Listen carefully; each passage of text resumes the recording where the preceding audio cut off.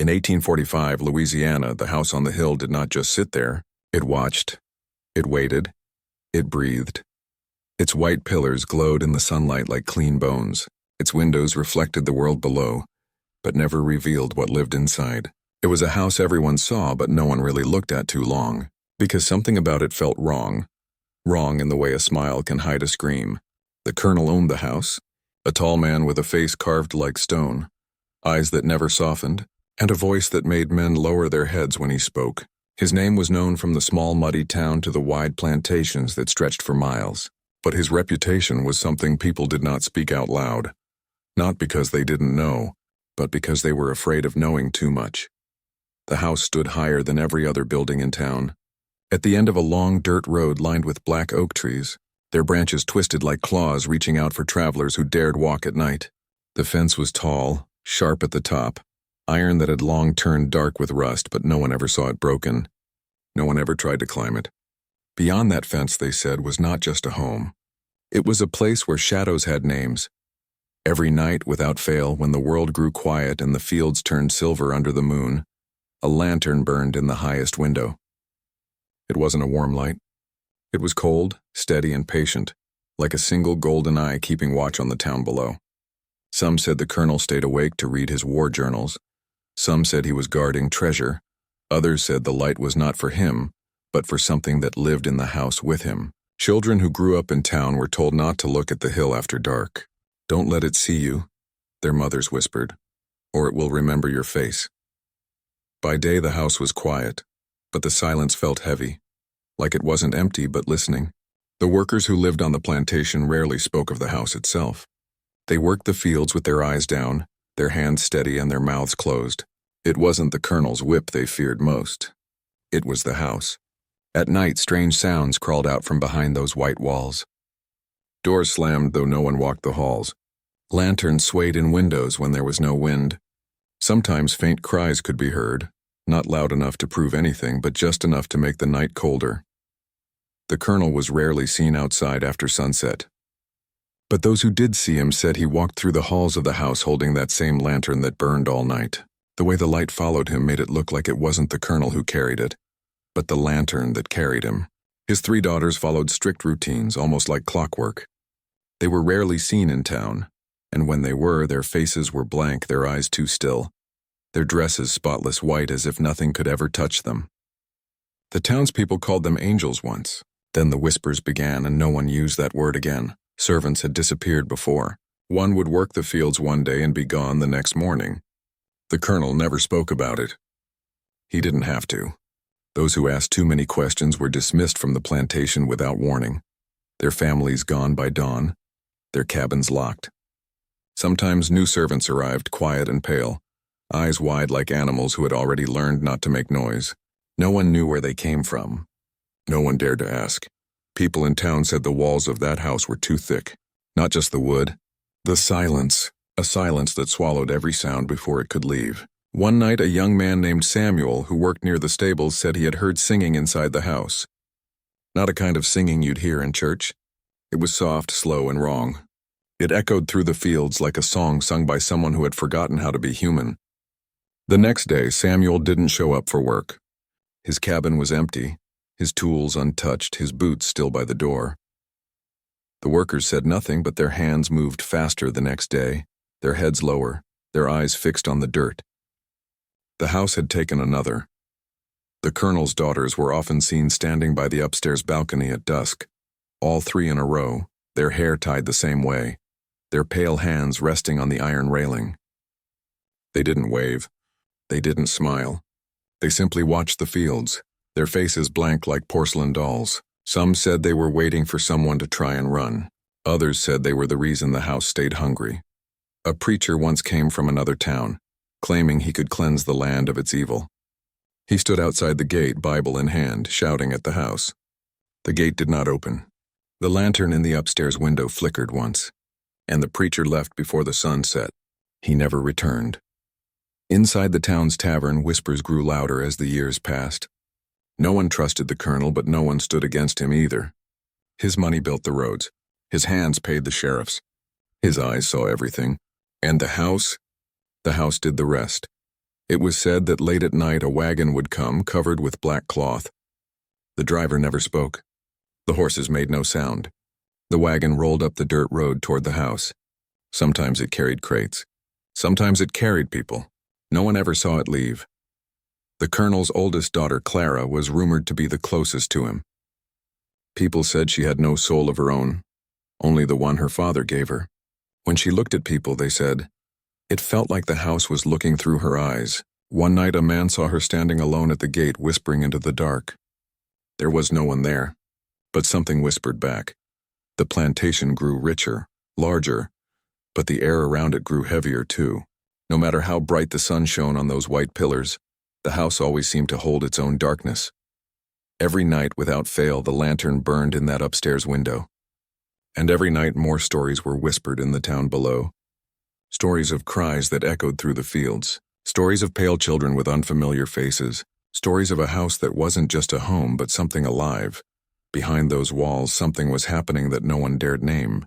And the people of the town learned the most important rule. The one they passed on to every child, every visitor, every wandering soul who might have looked too long at the hill. Don't go near the house after dark. Don't ask where the missing went. And never ever look at the lantern in the highest window, because if you do, it will look back. The colonel's daughters were spoken of in whispers, not because they were fragile or shy, but because they moved like the house itself, quiet, deliberate, almost too smooth, like the wind that slips through cracks without ever making a sound. Clara, the eldest, was 20, with pale skin and long dark hair that fell down her back like a curtain of ink. The townsfolk said she was the colonel's shadow, never more than a few steps behind him, her eyes always watching, never blinking too long.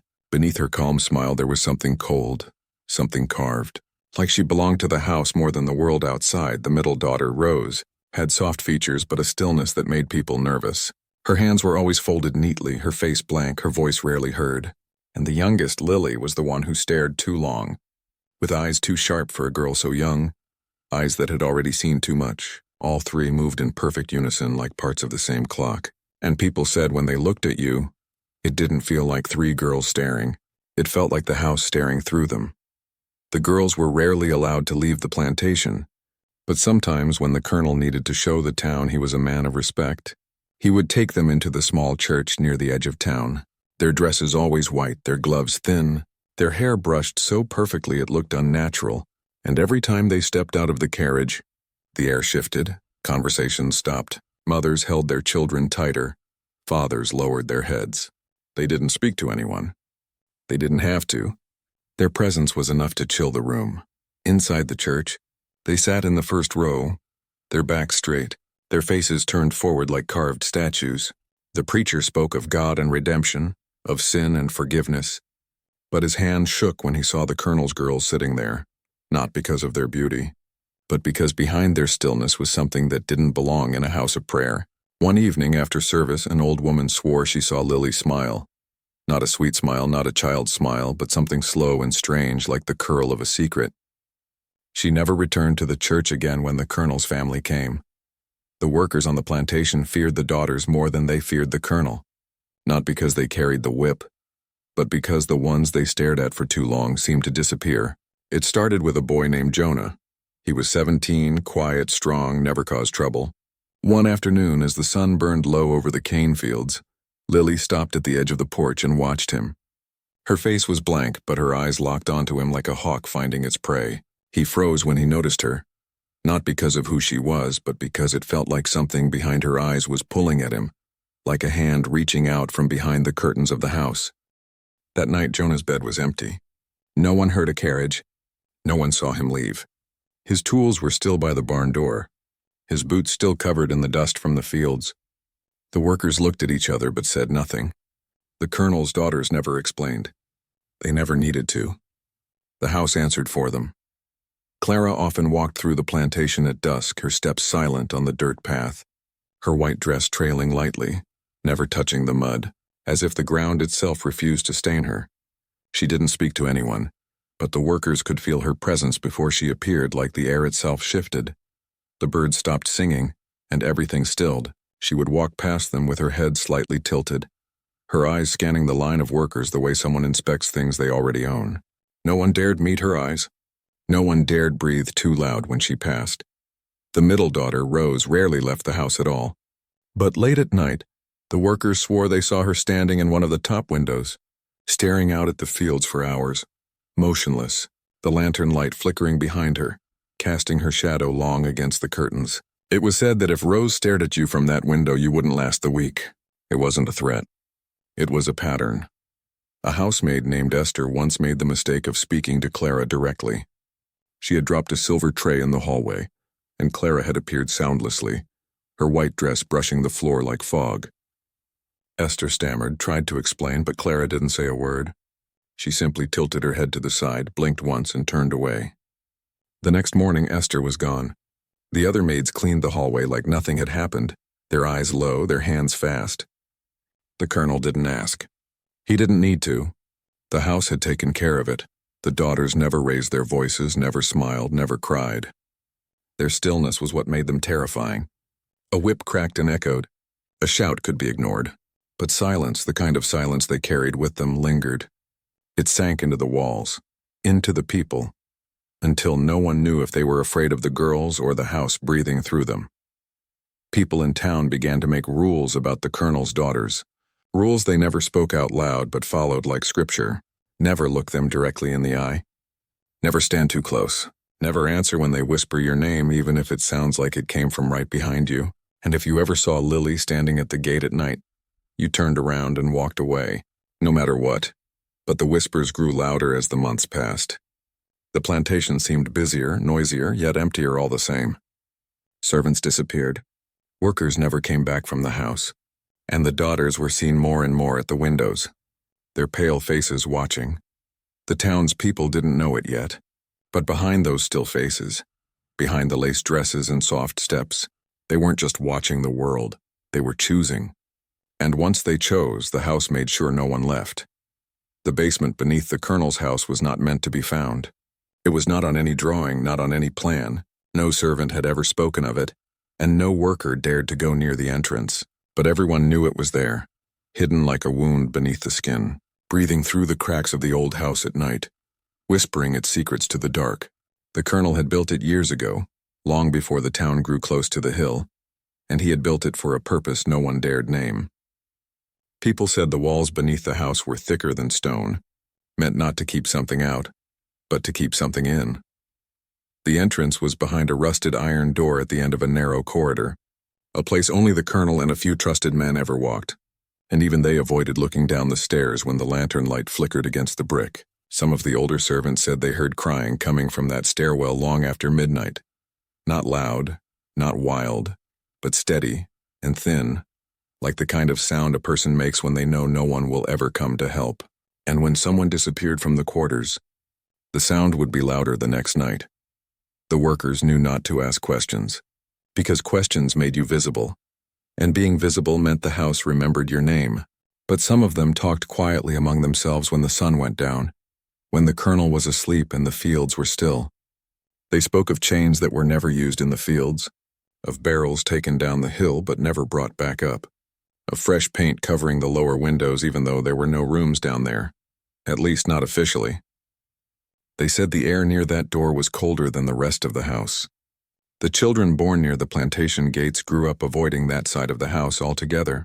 One evening, while the workers finished loading supplies near the back porch, the youngest daughter, Lily, appeared silently at the corner of the house, her pale face glowing faintly in the dim lantern light. She didn't speak. She didn't need to. She stared at one of the boys carrying the crates. He froze, his hands tightening around the wood until his knuckles turned white. The overseer cleared his throat, told him to keep moving, but the boy couldn't look away from her eyes. They were too still, too bright. By the time he blinked, she was already gone, like the fog that comes and leaves without warning. That night the boy vanished. His boots were found by the barn. The colonel's wagon was seen at the basement entrance. No one dared to follow. There were rumors about what was beneath that floor. Iron beds lined in rows, small cages like animal pens, rooms with locks so thick no one could hear the cries through them. One maid swore she'd seen the colonel bring his eldest daughter down there one night, her hand resting lightly on his arm, not frightened, not confused, but calm, like she had been there before. She whispered something to him on the way down, and he laughed softly, a sound too cold to belong to a father. The maid told no one for a long time. She packed her things and left the plantation the next morning. Weeks later, her brother disappeared. At night, the house made strange noises, like breathing, like the sound of weight shifting beneath the floorboards. Servants said they could feel it when they lay in their bunks, the slow, rhythmic pulse of something moving beneath them. Not rats, not pipes, something bigger, something waiting. The colonel walked the halls above like a man guarding a secret too large to speak, and when he passed by the basement door, the lantern light never touched his face the same way.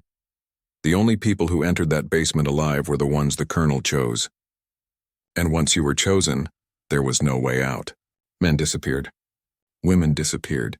Sometimes whole families were taken in the night, their cabins left silent, their fires still warm as if they'd simply been erased from the world. But everyone on the plantation knew where they had gone. Behind the door, down the steps, into the dark. The colonel's daughter seemed to know what happened down there. Clara, the eldest, sometimes stood at the top of the stairwell, hands folded neatly, watching the guards carry the chosen below. She never spoke. She never flinched. Her calm was more terrifying than any scream. Rose was sometimes seen near the back door, pressing her palm against the iron, feeling the cold seep into her skin as if it comforted her.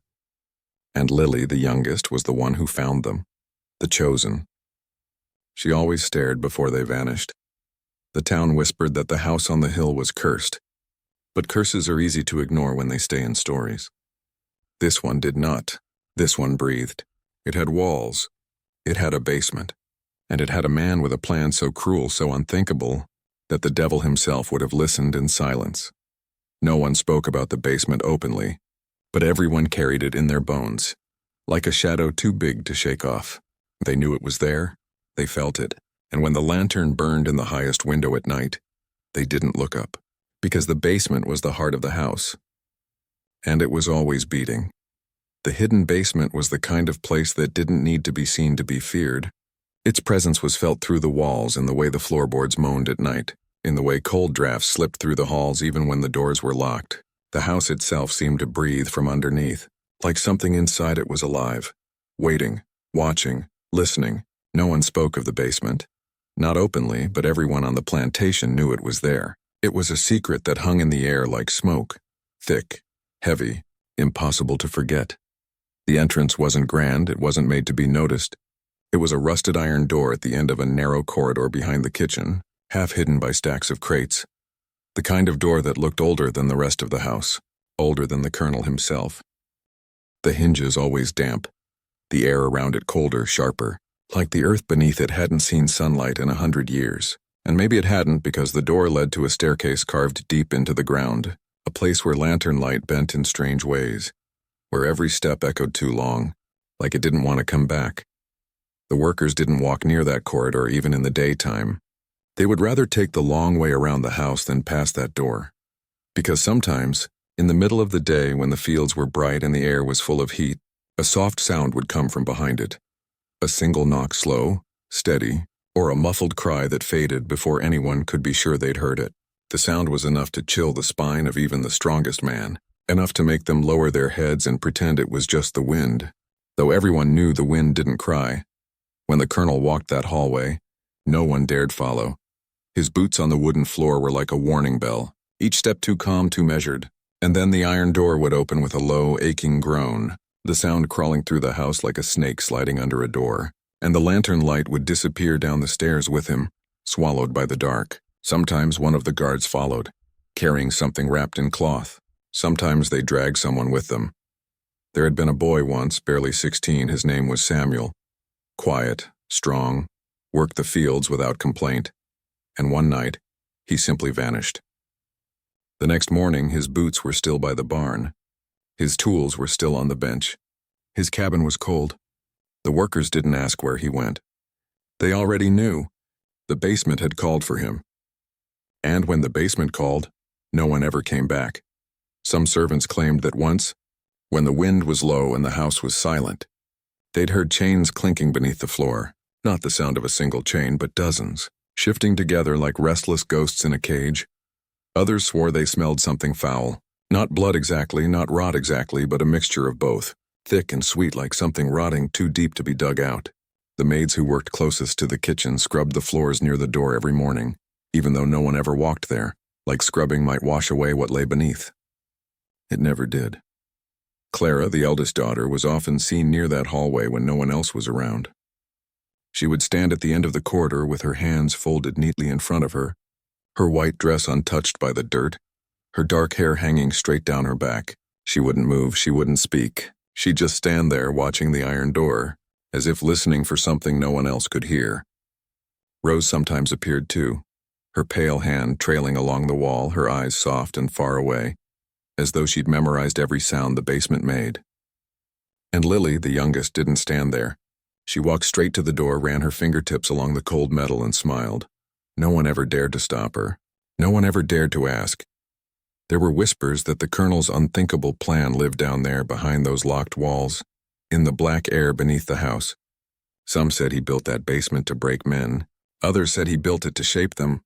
But there were older, darker whispers too, ones spoken only in hushed voices after midnight, that the house itself wanted it, that the basement wasn't just a room, it was a mouth, and the Colonel had simply learned how to feed it. One night, when the moon was a thin silver blade in the sky, a cart rolled up to the back of the house covered with black canvas, the wheels barely making a sound on the dirt path. The driver didn't speak. He never did. The back of the cart shifted once. A muffled sound escaped, then silence. The guards pulled something or someone out, dragging it to the iron door, and it opened without a creak, as if it had been waiting for them. The light of the lantern followed them down the steps and disappeared, swallowed by the dark below. The door closed softly behind them. The next morning, the fields were quiet. The workers moved slower, their eyes never lifting. They didn't talk about who had been taken. They didn't have to. The house had eaten again. The basement of the Colonel's house was not a secret. It was a warning, one that lived in every breath, every whisper, every quiet step on the plantation. And everyone knew that the iron door was patient. If it didn't open for you today, it might open tomorrow. And when it did, the house would remember your name forever. The night of the gathering began with music, soft and low, drifting across the Louisiana fields like the hum of something pretending to be beautiful. The house on the hill glowed brighter than usual, its windows alive with gold, its tall white pillars shining against the darkness. From a distance it looked like celebration. But the closer one came, the more wrong it felt. The air was thick, heavy with the scent of wine and wax and something sweet that didn't belong. It was a sweetness that made the stomach twist instead of ease, the kind that came from decay hiding under perfume. The Colonel had invited everyone of importance, every wealthy man from neighboring towns, their wives in lace, their sons in polished boots. Their carriages lined the road to the house like a parade of vanity. Laughter filled the night.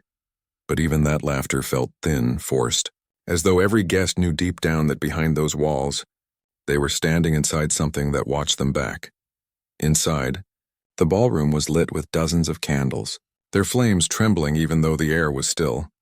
The floor gleamed like water. The walls were lined with portraits of the Colonel's ancestors, their painted eyes staring down, the same piercing gaze repeated again and again, the same pale faces, the same cruel smirks, the same sharp jaw that the Colonel himself carried. It was as if the bloodline refused to die, just changed clothes every generation. The Colonel stood at the center of it all, tall, stiff-backed, wearing a dark suit that fit him like armor, his gray eyes sharp beneath the candlelight.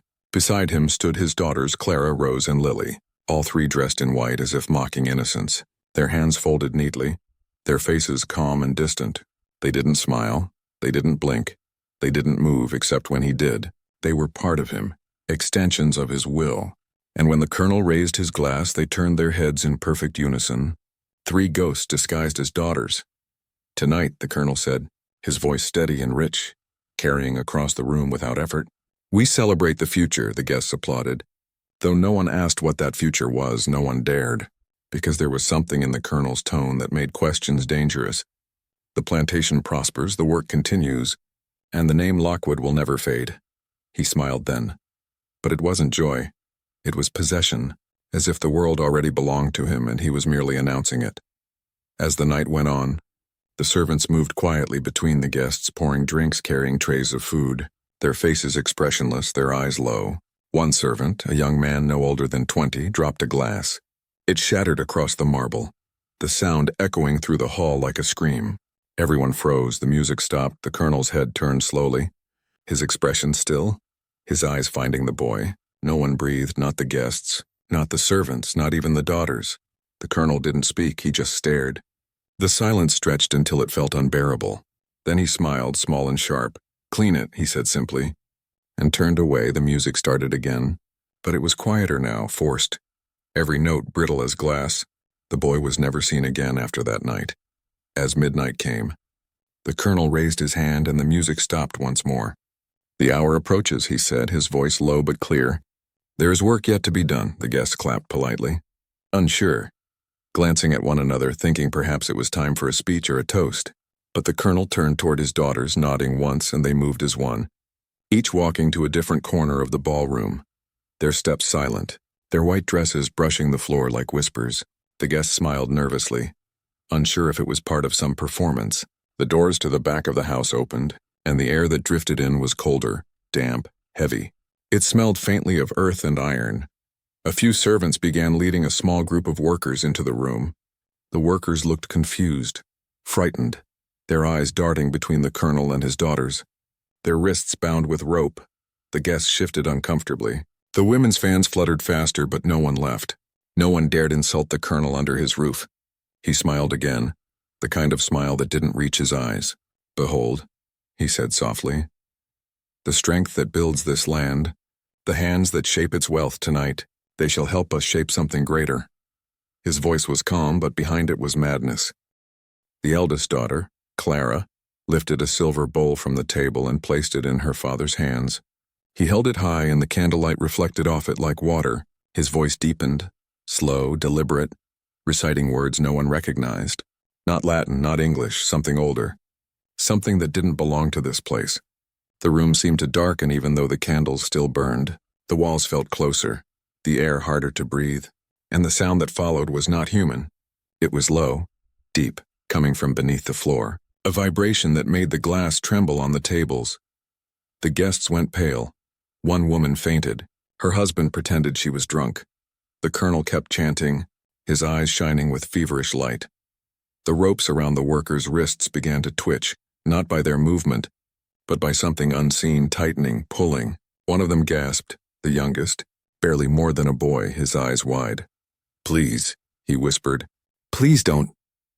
But the colonel's daughters turned their heads toward him in perfect unison, their faces serene, and the boy's voice died in his throat, like the air had been stolen out of him. The floor beneath the colonel cracked softly, a thin line spreading across the marble. From that crack came a faint breath, like wind from the deep earth, warm and foul. The guests began to back away, but the colonel lifted his hand and they froze. Trapped between fear and obedience, the daughters stepped forward, each placing a hand on their father's shoulder, and the air shimmered around them, faint, golden, unnatural for a moment. The house seemed alive, its walls breathing with them. The paintings on the walls looked like they were moving, their painted eyes shifting. The colonel's voice broke into a whisper, too low to hear, and the light in the room dimmed further. Shadows stretched long and wide. The workers' knees hit the floor, their eyes rolling back, and the ground seemed to sigh.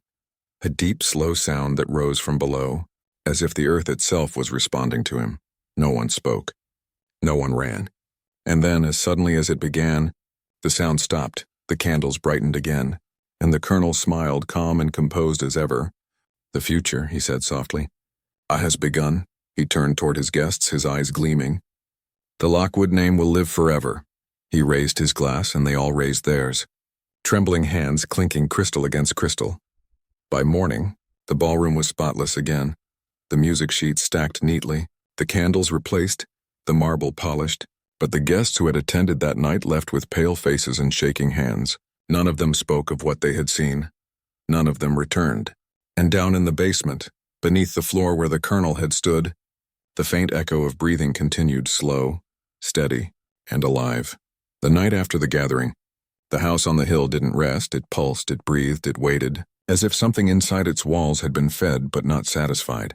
The air was damp and heavy, pressing against every window and beam, and the lantern in the colonel's upstairs room burned like a single golden eye in the darkness. Watching the fields below, The workers in the quarters stayed awake, though no one dared light a fire. No one dared whisper too loud, because after a night like that, the house was always listening, down in the basement, where no one but the colonel and his daughters dared walk. The walls were slick with moisture, the floor colder than winter steel, and the smell was sharp, metal, sweat, and something too thick to name. The kind of smell that never washed away. The iron beds stood lined up in rows like soldiers. The chains curled against the floor like sleeping snakes.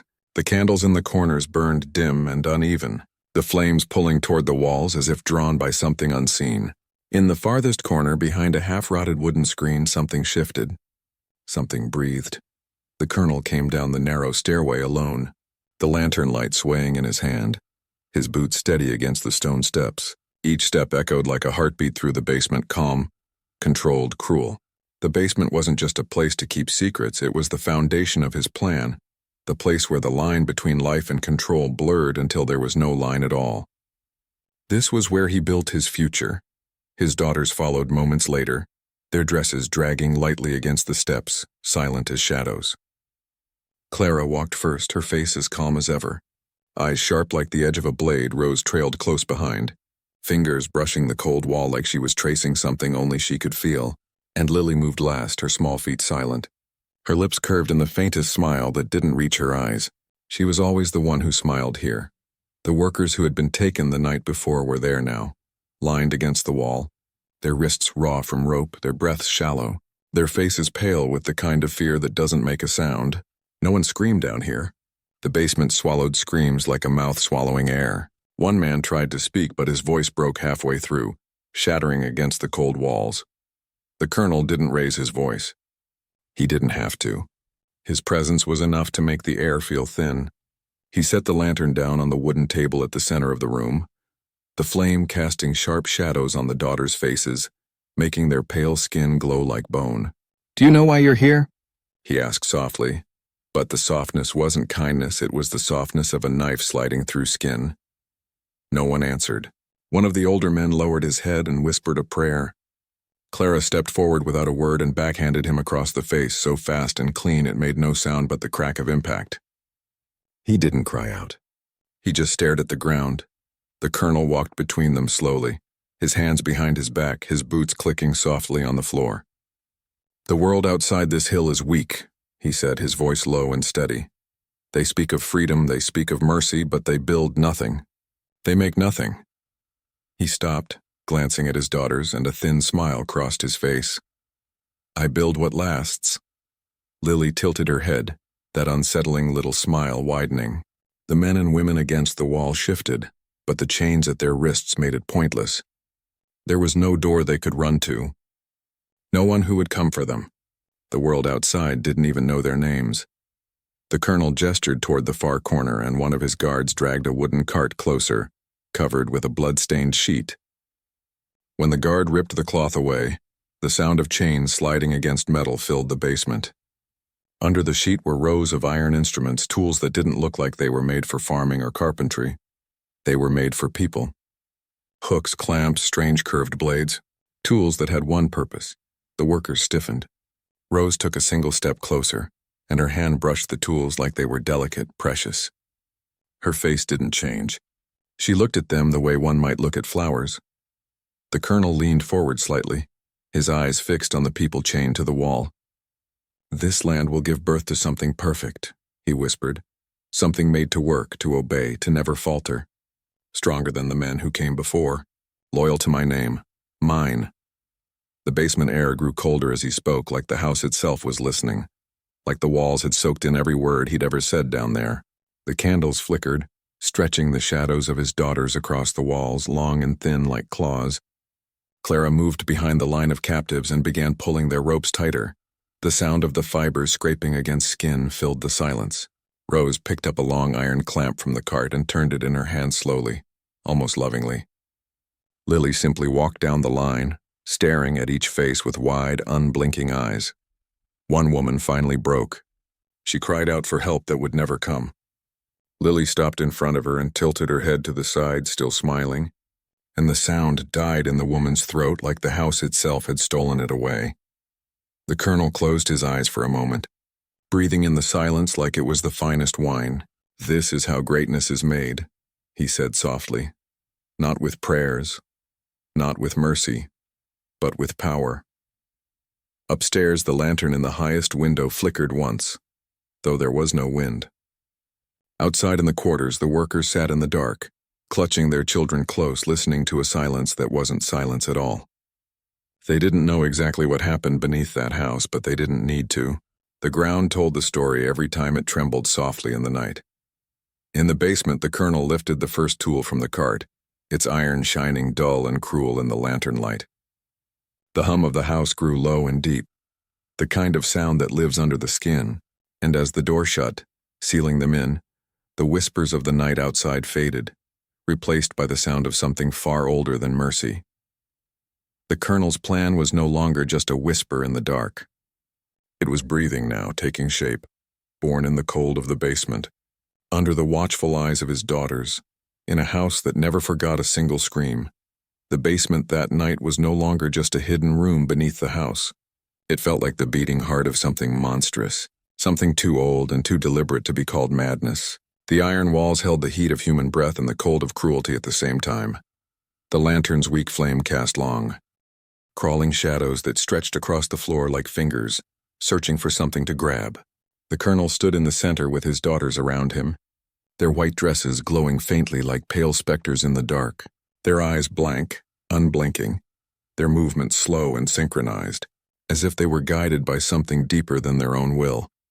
The people chained to the wall weren't fighting anymore. The fear had settled into their bones, into their lungs, into the way they breathed.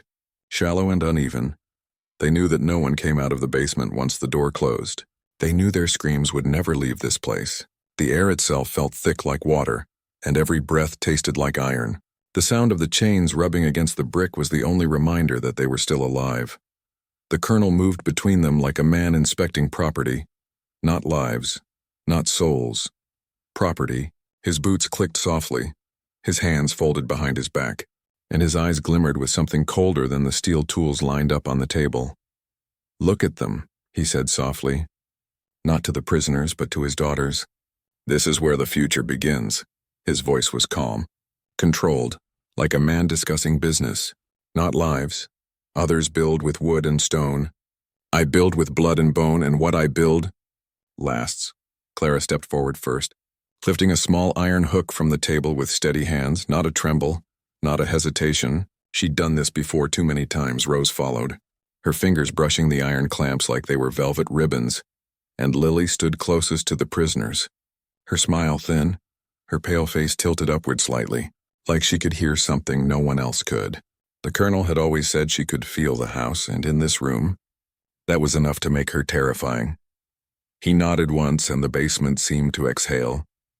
Clara moved to the first man, his back pressed against the wall, his breath sharp, his eyes wide but silent. She didn't need force, she didn't need anger, just precision. The house liked silence, it liked control, and the colonel had taught them well. The man's jaw clenched, his hands shook against the chains, but no scream came.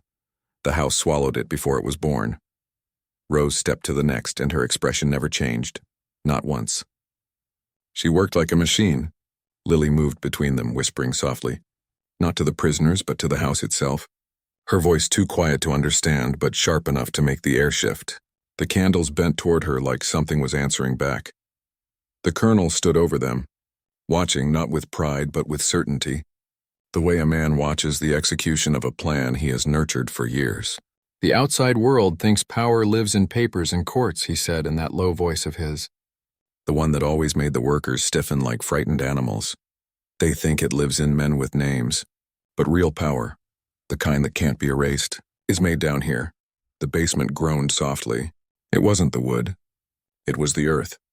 The house itself seemed to hum with his words, as though it agreed, as though it belonged to him, or worse, as though he belonged to it. The workers' breathing grew ragged. Some whispered prayers to a god who wasn't listening to this place. Clara wiped her hands on a clean cloth, her face calm.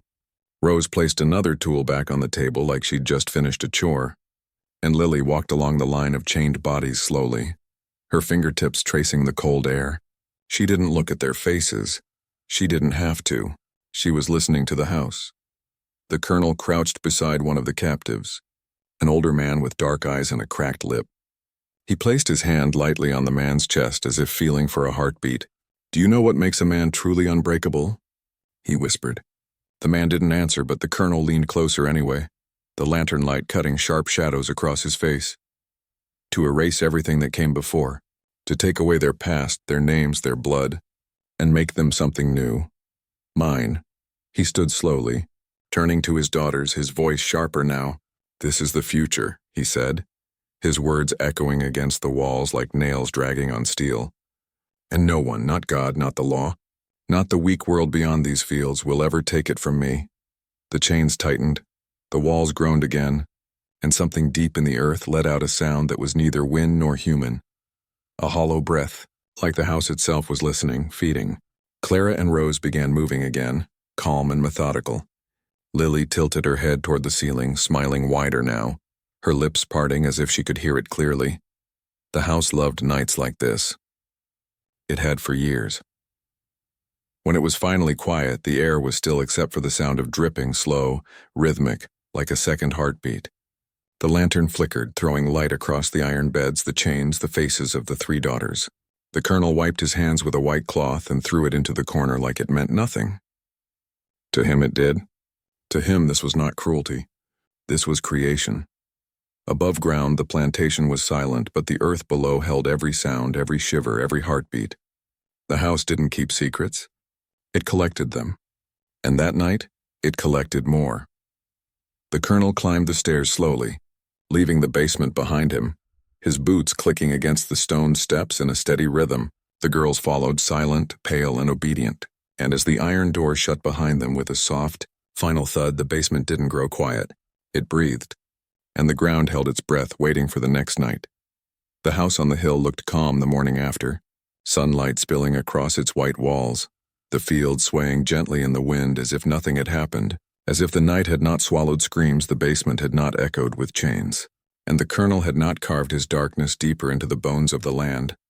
But the people in the quarters knew better. The land always carried the weight of what happened beneath it. The air felt heavier, the soil colder. Even the birds stayed quiet around the house that day. The workers moved silently in the fields, their backs bent, their eyes low. No one spoke of what they had heard in the night, but every ear had caught something. A low hum, a single thud, or a muffled cry carried through the earth.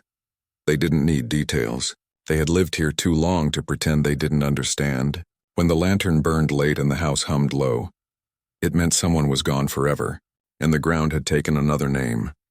The colonel sat on the porch that morning with his hands folded neatly on his cane, his pale eyes scanning the fields as though nothing in the world could touch him. His daughters stood behind him, three pale figures in white. Clara with her hands folded, Rose with her blank stare fixed on the tree line, and Lily with that faint little smile. The same smile she wore when the house whispered to her at night. They didn't speak. They didn't need to. Their silence said more than words ever could. The workers avoided looking at them directly, because if you looked too long, it felt like something behind those pale faces might see you back, might remember your shape, your breath, your name, and no one wanted to be remembered by the house. One of the older women in the quarters, a midwife who had lived there longer than anyone, sat by the fire that night and whispered to the others in a voice cracked by age and fear. "The house don't need to chase nobody," she said, her hands shaking as she pulled her shawl tighter. "It waits, and when it calls your name, you go." No one argued. Everyone believed her. In town, whispers had already started to slip through the cracks. A merchant who'd attended the colonel's gathering returned pale as ash, refusing to speak about what he'd seen. His wife had nightmares every night since, waking up gasping, saying she heard footsteps beneath their floorboards even though they lived miles from the plantation. Another guest disappeared on his way home, his carriage found abandoned by the river, wheels still turning, horse still tied. The colonel said nothing to the town. He didn't have to. His silence was louder than their fear, and his name carried too much weight for anyone to challenge him. He'd built the plantation not just on land but on people's silence. He owned their quiet, but the workers couldn't pretend silence kept them safe. That evening, as the sky bruised into purple and gold, a young girl from the quarters ran to the edge of the fields, clutching her chest, gasping for breath. She swore she'd seen Lily standing in the rows of sugarcane, staring straight at her. But no carriage had come, no door had opened, and when the others rushed to look, Lily was nowhere to be found. Still, the girl's voice cracked when she whispered. She smiled at me. Everyone knew what that meant. Someone's name had already been chosen. That night, the lantern burned again in the highest window, its golden light steady, patient, cruel. The workers closed their doors early, holding their children close, praying to a God who had long stopped walking near the Colonel's land. Some whispered to the wind, some whispered to the dirt, but everyone knew prayers didn't stop the house. It only listened to one man. Inside, the Colonel sat at his desk with a glass of bourbon in his hand, the scent of oak and smoke curling through the air. His daughters stood behind him, silent shadows. Lily pressed her palm to the window pane, watching the flickering lantern light reflect across the field. She didn't blink. She didn't smile. She just whispered something soft. The house answered with a single groan in its bones, deep and low. The basement below them wasn't empty. It was never empty. The air down there held the memory of the night before, the sound of chains, the weight of sweat and fear. It felt alive, like the floorboards themselves were breathing.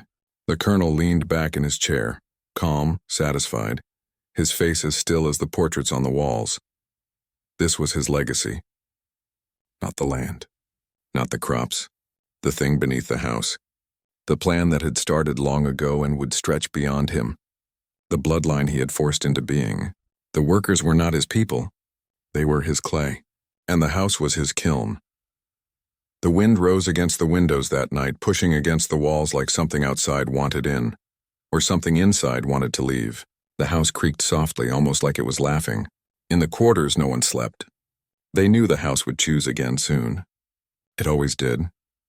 And up in the lantern's glow, framed against the high window, Lily's small figure stood perfectly still, her pale hand resting on the glass, her face a blank mirror of the house itself.